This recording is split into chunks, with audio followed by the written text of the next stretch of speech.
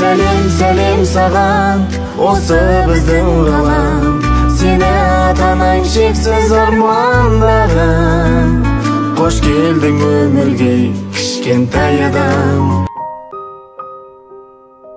Сәлем, менің болашақ әкешім мен анашым. Мен сіздердің көптен күткен сәбилеріңізбін. Қазір мен кішкентай ғана 31 апталықпын. 31 апта бойы біз әкем, анам үшеуміз көп әңгіме айтамыз. Бірақ мен оларға өзімнің ұл немесе қыз екенімді әлі айтпадым. Әзіргі күнге ішім пісіп жатқан жоқ.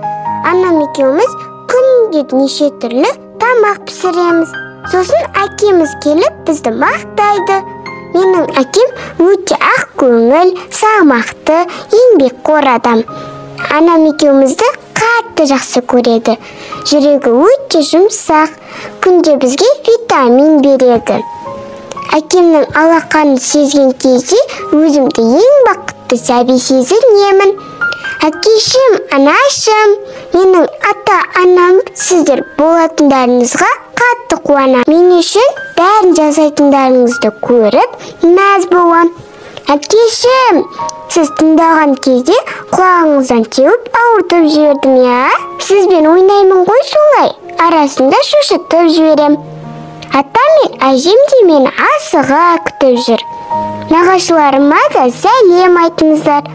Маған көп киімдер алып қойыңыздар, я?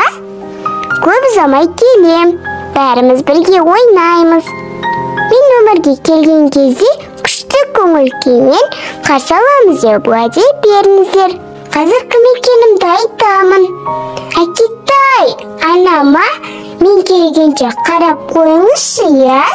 Шаршап қалмасын. Мен бәрін сезем. Сіздер ең керемет отбасысыздар. Бір-бірлеріңізге күнде комплимент айтып жүргенде мен қуанып жатам ғой. Осылай бақытты болып жүре беріңізбе. Игі тілекпен, Нұржан мен Сәлиманың болашақ